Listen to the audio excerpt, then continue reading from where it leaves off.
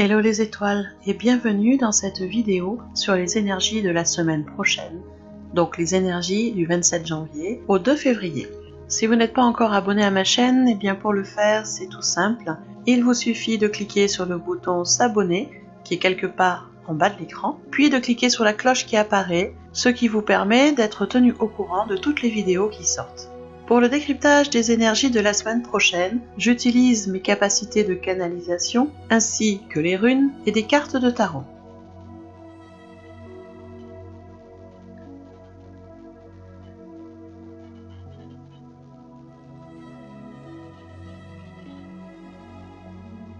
Pour ce début de semaine, de lundi à mercredi, c'est la carte de l'oie sauvage qui est arrivée. L'oie est un oiseau aquatique apparenté aux cygnes et aux canards. Cependant, elle est plus terrestre que ces derniers et elle séjourne toujours à proximité de nappes d'eau. On dénombre actuellement 8 espèces d'oies sauvages et le 8 symbolise le mouvement. Donc quand l'oie sauvage apparaît, l'appel de la quête se fait entendre et est même très très fort. Cet animal nous incite à nous mettre à la recherche d'univers inconnus, de dimensions nouvelles, à nous mettre à la recherche de notre essence spirituelle, de la voie qui nous permettra le mieux d'exprimer cette essence à l'intérieur de notre vie. Il faut prendre conscience que toutes les quêtes mènent à une transformation. Elles nous donnent la possibilité de nous libérer de nos entraves et d'être investis par notre propre pouvoir. Donc quand l'oie sauvage apparaît, nous pouvons nous attendre à ce que notre imagination s'enflamme pour des idées, des dimensions, des aventures nouvelles, des projets nouveaux, que ce soit des aventures physiques ou spirituelles, des projets physiques ou spirituels, tout domaine confondu. En tout cas, l'arrivée de l'oie annonce un début de quête et de très belles idées qui vont se mettre en place. Avec cette carte de l'oie sauvage est arrivée la rune Elaz. C'est une rune qui est liée à l'élément air et qui amène beaucoup d'énergie de protection. C'est une rune qui représente la protection personnelle contre toutes les forces ou influences connues et inconnues avec lesquelles chacun peut entrer en conflit. Cette rune nous connecte directement avec notre part divine de nous-mêmes et elle est là pour nous guider et nous soutenir. Donc vous voyez que sur ce début de semaine, nous allons être dans une énergie très positive, avec plein d'imagination, une énergie très porteuse, très soutenante, très aidante. C'est donc le moment de poser les jalons si vous avez des projets qui étaient en train de mûrir.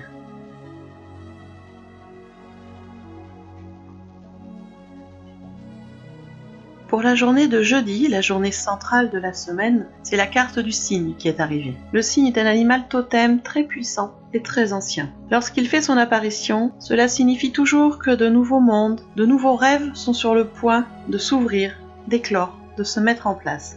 Il est l'indice qu'un accroissement de la réceptivité aux dimensions nouvelles et aux énergies nouvelles se met en place pour nous. Ce qui veut dire que nous allons du coup ressentir beaucoup plus fortement les émotions des autres mais aussi les nôtres. Par ailleurs, le cygne nous invite à prêter une attention particulière à des nouvelles sphères d'action, à chercher à réaliser nos rêves maintenant, à chercher quoi faire comme acte concret pour réaliser nos rêves. Et c'est maintenant qu'il faut faire les actions, c'est pas dans 2 mois ou dans 3 mois, c'est maintenant.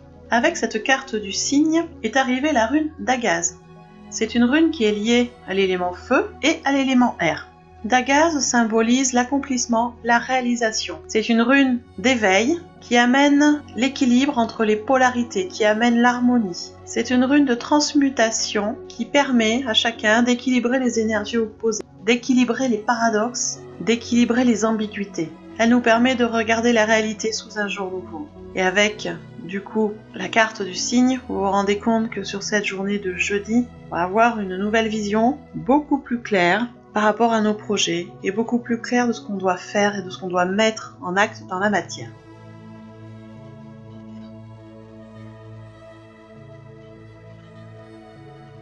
Et pour la fin de la semaine, donc de vendredi à dimanche, c'est la carte du coyote qui est arrivée. Alors le coyote incarne l'intelligence, l'espièglerie, l'adaptabilité, la loyauté. Il est souvent considéré comme un maître et un gardien du savoir magique. Et il est là pour nous rappeler que nous avons tout ce qu'il faut pour réussir. L'enseignement du coyote peut se résumer en un mot qui est l'équilibre. Trouver l'équilibre entre la sagesse et la folie. Trouver l'équilibre entre le travail et les loisirs, entre le calme et le désordre. Il est là pour nous faire comprendre, ce coyote, que la sagesse ne peut aller sans la folie ne peut aller sans la sagesse. Les deux vont de pair et que nous devons trouver notre équilibre. Prenez conscience que les gens qui réussissent le mieux dans leur vie, quel que soit le domaine de réussite, ce sont des gens qui ont appris à travailler en s'amusant.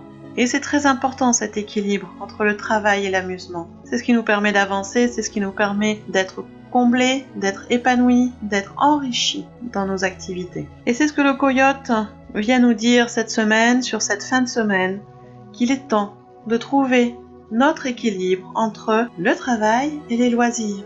Il faut savoir s'amuser aussi et sortir un peu de son travail. Avec la carte du coyote est arrivée la rune Jera. La rune Jera, elle est liée à l'élémentaire. C'est une rune qui signifie littéralement saison ou année et donc qui se rapporte au cycle de la vie. Jera indique que tout est en mouvement et que tout revient au même point à cause de ce mouvement cyclique.